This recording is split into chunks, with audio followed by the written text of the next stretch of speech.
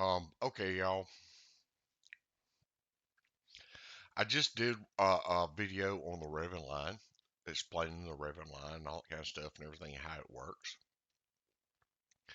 I wanted to do another one to explain the power balance and how the power balance works. This is just basically my old flux indicator. Uh, and what this does let me. This shows buyers and sellers, and let me actually add because we're gonna need this. Let's add two of them. There we go. And let's add two of the power balances because we're going to need those two.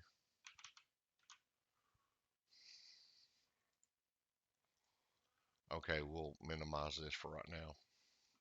Okay, y'all. This is the power balance. This shows me what buyers and sellers are doing. I kind of think of this as a poor man's book map. Okay. Kind of thought about naming it Light Book, but was it a book map is copyrighted, so I didn't know if I wanted to take those chances. Um, but anyway, what was it? It just shows you what's going on and where buyers and sellers are to some degree. Uh, Keep in mind that the way this works is is everything is hard coded in. It will work on any time frame. The only thing is you can use time manipulation to your advantage to some degree. Okay, if you know what I'm saying. All right. Um, Oh, if you've watched the Reverend Line video, you already know this. Hey, I'm a Southern boy. I'm an older cat. I try to keep things big, easy. Anyway, um, you're going to hear a lot of, you know what I mean, know what I'm saying, blah, blah, blah, and all that kind of stuff. Anyway, um, the way this is set up is all of this can be changed. I tried to use colors that I know work very well on black or white backgrounds. I use a neutral background. I use gray. Okay. Also, the only thing you really have to worry about is, y'all, I do not use the distance table. Okay. There's a table built into this, but the only problem is with this table is I designed it on purpose where it is somewhat lagging. So it gives you a better idea of what the overall trend should be. And that is one of those things that when you code it, you think it's an excellent idea, but until you actually see it on the screen, you realize this is stupid. Okay. Uh, some of the best indicators I have made, y'all, is stuff that I thought was just, hey, I want to see this. Okay. Some of the worst indicators I've made have been the ones that I thought this is going to make me $1 million and everything, and then you find out it was a stupid idea. Okay. And some of the best ones like Ribbon Line, I made that just thinking, hey, I just want to see the full length of the trend. And I've been using it for, I bet, 20 something years. I mean, it's come from the old Thinkorswim days. Okay. But I don't use the table myself. The upper peak backgrounds, that's up to you folks. The peak backgrounds to me is nothing more than show you the maximum distance or maximum pain between buyers and sellers. Okay. So these columns you see are what I consider the peak backgrounds. Okay. So what it is you do the upper, it just forces it up here to the upper chart too. So if you click on upper, bam, you're just going to have them show up here. Okay. Not nothing major. Okay. But let's turn around and I might turn that on to make it easier for y'all so you see to make it the visuals anyway. But let's start off right now. Let's go. Okay, so this is all pretty straightforward. Okay, I want you to think of it like this. This green line right here, that's your buyers. Green line is your buyers. Red line is your sellers. Okay, your bulls and your bears. Simple and easy. Okay, as the you get to a point to where, for example, like right here, what do you notice? Okay, I put my ribbon line up so that way you can get a better idea what's going on. Okay, but what do you see right here? That okay, let me explain to y'all how this works. Anytime these lines cross, that works as a switch. Okay, so in other words, when those lines cross, that resets my peaks. Okay, so my peaks are looking for the greatest distance. Greatest distance, remember that. Okay, so here the lines crossed and I had to reset in the code, and bam, I turned around and I had this green column come up. You know what I mean? So what happened? That meant my buyers and my sellers are as far apart as they can be. They're as far apart as they can be. Okay. So what's going to happen when they're that far apart? So we either have to have the buyers, the bulls, they have to step up, and this line has to keep going up. But you notice it's not going up. What's it doing? It's going sideways. So that means they're not doing nothing. Okay. Well, what's this red line doing? It's going up. So if we're not really getting any resistance, what happened? Bam, we dropped. Okay. But remember, the bulls are still in control. They're still in control. So what happened? We got to here and we basically stepped into chop because this did not keep going up. Basically, we just went. All right. Now, keep in mind as these lines move together, and what happened right here, you had another maximum pain. We hit the maximum resistance point. But what is still going on? The bulls are still in control, ain't they? So we're in chop. Now we hit maximum point. What happened? We hit compression. Remember, we're on a 5 minute chart. 5 minutes, okay? 5 minutes. This is 5 minutes, okay? So stay with me. Get what I'm saying? We turn around. We went from the yellow to purple. The purple color means they're coming together, okay? So it's consolidate. I think I called it, what did I call it? Compression expansion or something. Oh no, diverging and converging. Y'all, I forget what I name this stuff sometimes. Anyway, um, gotta remember I'm just double weighing. Okay, so it's converging together. The lines are coming together. Okay, so what do you notice? Bam, we hit conversion and we're coming back together. You know what I mean? We got to about right here. And what happened just about right there? Bam, the bulls took over. And bam, it started going. And that right there, that doji, you know what I mean? And this was where we lost. And what happened? This red line come up. And then bam, we hit a peak. You know what I mean? Same way right here. In fact, let's even pull up the what you call it so that way you can see better. Settings, let's say show the uppers, bam. And what do you notice? Bam, we hit a peak.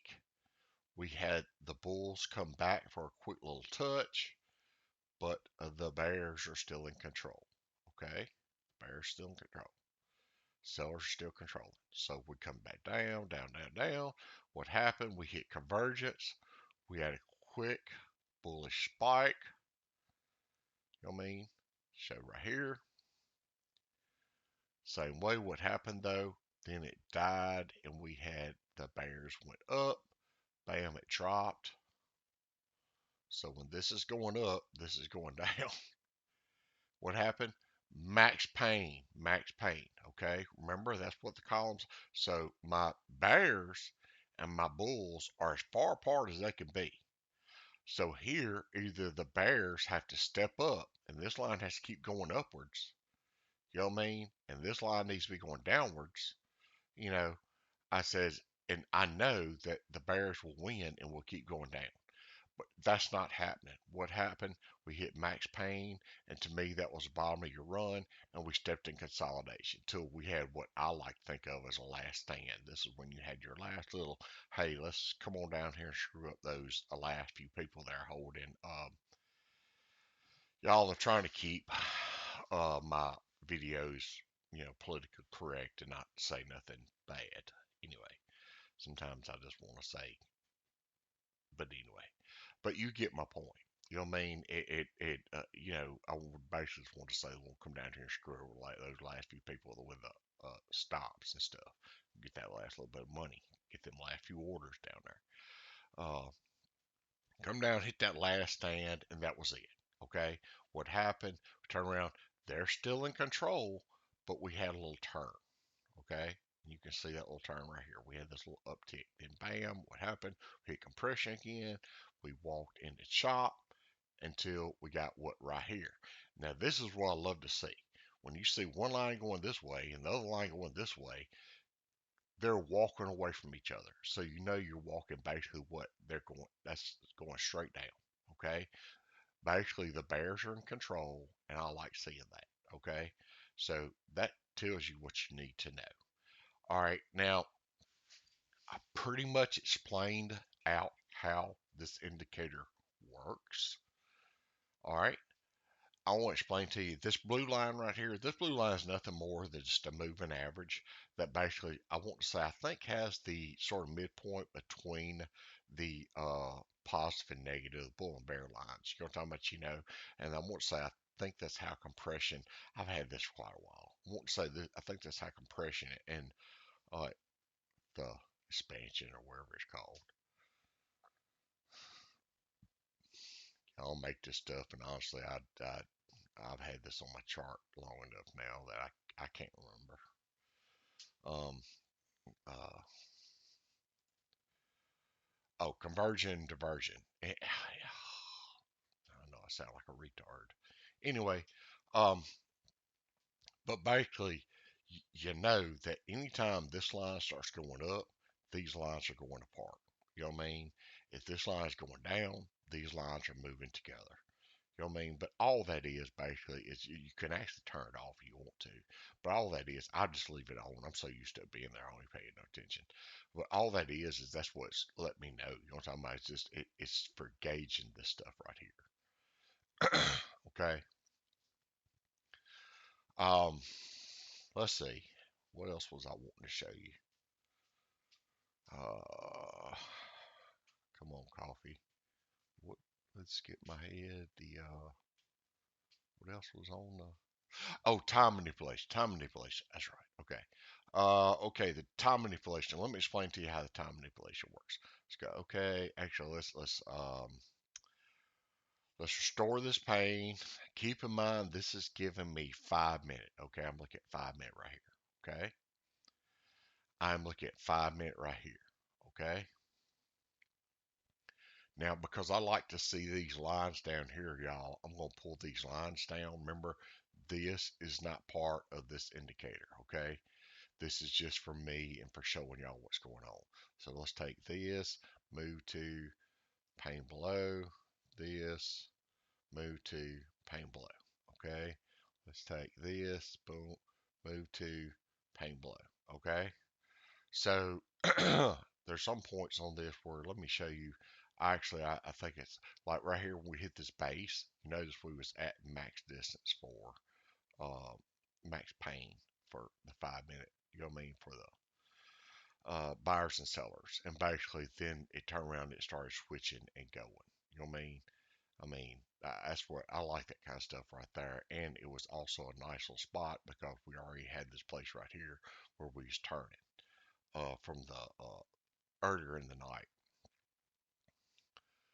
We hit that little London low, and then turn around and we popped. Uh, but what you can do is remember, this is your 5 minute. This is your 5 minute. Let me turn this off. Okay, I want to turn these columns off. Let's. Oh no, that's the wrong one. That off. Oh. Now let's go back into. I should have turned that off. Let's go in here. Okay, remember y'all, I'm on the 5 minute. Okay, the 5 minute. Okay, remember I'm right here on this. So if I go in here to chart, and let's say I pull up 2 minutes. Now, put in your time and put in use custom resolution. You have to check that box. You have to check that box, okay? Remember, check that box. Put in your time, check the box. Because just because the time's there, if that box is not checked, it's not going to work. I don't do it the way TradingView does. Under TradingView, I use my time the way I use my time is a little bit different. Okay. Okay, let's turn this off. And what do we notice? All we're doing is we are pulling data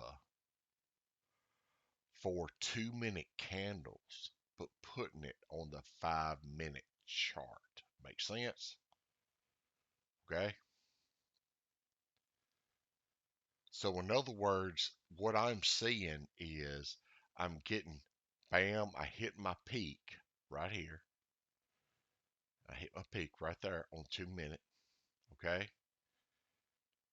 Now, right here, I got a background. Remember, there's my buyers and my sellers max distance. So that means the buyers got to step up if this is going to keep going up, and they don't. So what happens? This line starts going down. We hit compression right here, okay? And what do you notice? After the compression, it starts turning. We had a little pop right there, and then bam, this is pretty much where we start taking over. And your red line goes up, and we drop. To get right here, we have this little pop, little, compression area, and then it just falls right on back down. Now on the 2 minute, where am I hitting compression? I'm hitting compression right here on this doji on the 2 minute. Keep in mind, I'm looking at 2 minute data, 2 minutes. Okay.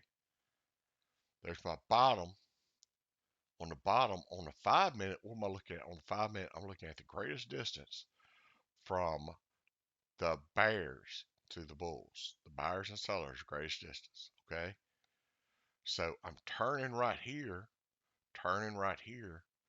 Everything's lining up. Okay. I mean, it looks nice to me. You know what I mean? If you notice, even right here on the 2 minute, you see I see the greatest right here, greatest distance. And what happens, you get right here and you have a little bitty dinky pullback and then it cuts off for that but a little last stand. You know what I mean? Where it's like, hey, let's go on up there and mess them folks up that have stop losses up there. Let's get them. Anyway, you get my drift. Okay. But that shows you sort of how time manipulation works. All right. But let's say, for example, you're looking at a 15-minute chart. Keep in mind, this is the same thing. Whenever I pull up the power balance, it always goes to the chart time. So in other words, I'm looking at 15-minute time, okay?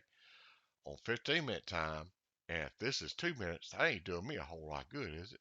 So what you can do is, let's say go into here, go for 2 minutes, and let's turn around and let's say we're going to show 5 minutes, okay? And then you're pulling 5 minute data, or let's say you want to look at, say, 10-minute data. You know what I mean? You get my drift. Okay. Same way we turn around and let's say, look at 30-minute. That's a 30-minute chart. And we can turn around and pull what? 15-minute data. Okay. Just that simple. All right. So that just gives you a better idea of what I'm talking about and how you can use this kind of stuff. Now, keep in mind, like I trade on the 5 minute. I usually run this on the 2 minute. Let's go back to the 5 minute. Keep in mind that just because you are running it like that, um, and let's say, for example, you see everything line up perfectly. It could be on the 2 minute, you just have a quick dip, it bounce, and go right back up. Okay. So just keep all that in mind. Just watch it, watch it, watch it. Everything needs to be confirmed with something else. But that's the reason why I wanted to load all this stuff up because I just wanted to give you an idea of how I use power balance. Okay. The power balance simply shows me what's going on in the background where this is nothing more than candles. Okay. So if that way, like to me, if you don't have bookmap, you know what I'm talking about, this way, it's a way where you might, if you know somebody has, I know what bookmap is. I've never used it. I've used Footprint before, but um, if you've ever been around people that do bookmap, I've been around plenty of them. You know, a lot of times they'll say, okay, there's this order up here, but guess what? They can tell you that the tape can be spoofed. You know what I mean? They can pull those orders as soon as they get the, price pulled that direction or whatever. You know what I'm talking about? It's no different here. What you do is you'll see just like right here, it comes down, you think, oh yeah, we're good. You know what I mean? And then you're right here and what happens? Boom, it bounced. And then basically all you really did was go right into, you know what I mean? Because the orders are being absorbed, even though you see the bears are in control, the orders are being absorbed. Okay. Anyway, I'll let y'all go. Um, I just want to put this up real quick to give a more up to date video on the power balance. I had an old one. Used to, the old name of this was the Flux. I had a old video up on it, you know what I mean? But y'all, I wanted to make one where I try to explain it better, explain how to use it somewhat better, and I'll try to start seeing if I can put up newer videos, newer videos over the weekend. All right, explain to you how to use some of my stuff and all that kind of stuff. All right, take care. Bye bye.